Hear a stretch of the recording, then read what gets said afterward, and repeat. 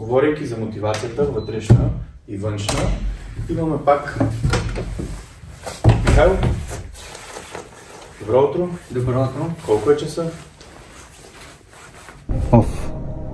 Пак това с неговите тъпи въпроси. Колко е часа, от колко бяхме, не знам. Маркирам отговор Д. Забрал съм си часовника. Забрал съм часовника. Аз ще ти кажа. 8:45. От колко бяхме? 8:30. Добре. Това е причината да закъснееш. Голямо задръстване. Голямо задръстване. 3 км. 8:45. Да, хващаш Час пик час. Да. Къде беше това задръстване точно? Квартал. В квартала. Добре. Осъзнаваш, че закъсняваш, осъзнаваш, че може да има задръстване.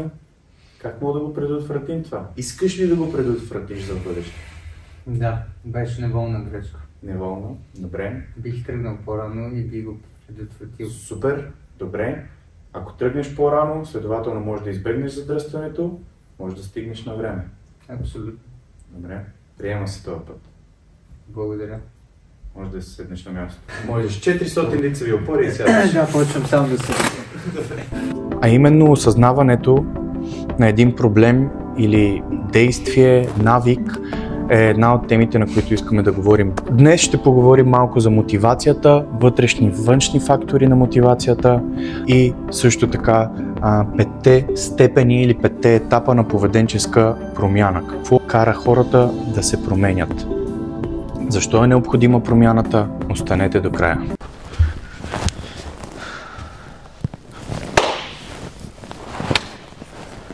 Пак.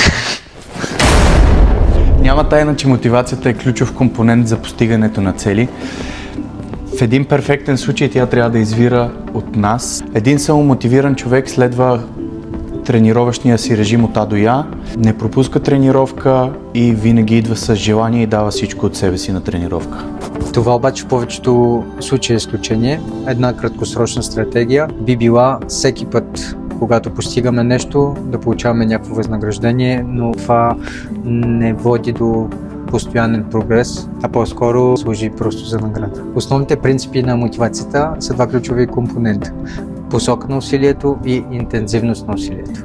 Посоката е това, което влече човека към целта, която се опитва да постигне, например желано поведение, а интензивността е времето, енергията и усилията, които са вложени към постигането на тази цел. Когато човек обича да тича, той ходи независимо в фитнеса или на стадиона, той тича за собствено удоволствие, а не защото иска да отслабне или да извършва аеробен фитнес. Това е наречено вътрешна мотивация. Той го прави просто защото го обича. Вътрешната мотивация към здравословни цели обаче не винаги е случая при повечето хора. Повечето хора биха разчитали или се нуждаят от така наречената външна мотивация. Външната мотивация може да контролира нашето мислене и да бъде подтикната от различни фактори, като например разпознаваемост, пари, слава или похвали. И точно поради тази причина би било трудно за някой да подобри своите нездравословни навици или да ги превърне в здравословни такива, просто защото трябва да разчита на външни фактори и надежди. Например, недостатъчният сън може да ви влоши здравето, а изграждането на навици, като да избягвате кофеин или тонизиращи напитки преди сън, или пък започването на спорт, значително да подобри качеството на съня. Поведенческата промяна не е събитие, което се случва изведнъж. Това е динамичен процес, който отнема време, изисква желание, труд и постоянство. Това е промяна, която прогресира през 5 различни етапа според така наречения транстеоретичен модел. 5-те етапа на поведенческа промяна включват неосъзнатост, осъзнатост, подготовка, действие и поддръжка. Обикновено хората не преминават точно в този ред през различните етапи. Те могат да прогресират или регресират по различни начини.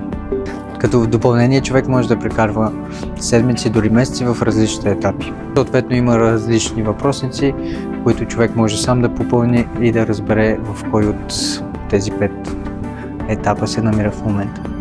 Първият етап на неосъзнаване включва игнориране или неосъзнаване, че една промяна би била възможна през следващите 6 месеца. Дори не осъзнаваме, че е необходима тази промяна, когато говорим за вътрешни фактори. Или че тази промяна си заслужава усилието, което ще бъде вложено в нея за постигане на целта. Като ключови показатели тук можем да дадем липсата на вяра, че една промяна е възможна, или че някой би могъл да замени лош навик с добър такъв. Или че тази промяна си заслужава усилието, което ще бъде вложено в нея за постигане на целта. Най-често хората в този етап нямат контрол над навиците си, нямат контрол над поведението или по-скоро са като вързани за него. И най-често са победени от предишни неуспешни опити за промяна.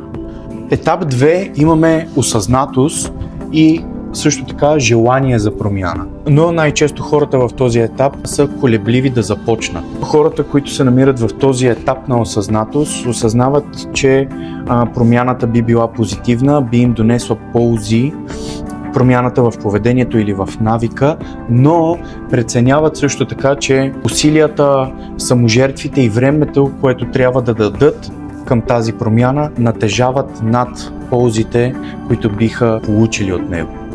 И най-често отлагат правенето на усилия към тази положителна промяна. Етап номер 3 – подготовка, отдаденост към промяната в дадено поведение за следващите 30 дни, като човек се впуска в подготвителни дейности. Като например започва да прави малки стъпки към целевата промяна на поведението, например започва тренировки с собствено тегло или пък тренировки с тежести, информира се на тема тренировки и наемането на персонален треньор. Етап номер 4 – действие. Ангажираност към променено поведение за по-малко от 6 месеца, като следователно поведението все още не е напълно стабилизирано. Като съответно човек активно практикува дейности, свързани с промяната. Структурира си обкръжението по такива начини, които да подкрепят здравословния му начин на живот. Също така избягва изкушения, които биха потикнали нежелано поведение. И пети последен етап – поддръжка, като поддържа даден навик за повече от 6 месеца. Новото поведение става като втора природа или част от човека, повишава самочувствието, способността да поддържа новото си поведение и повишава чувството на контрол.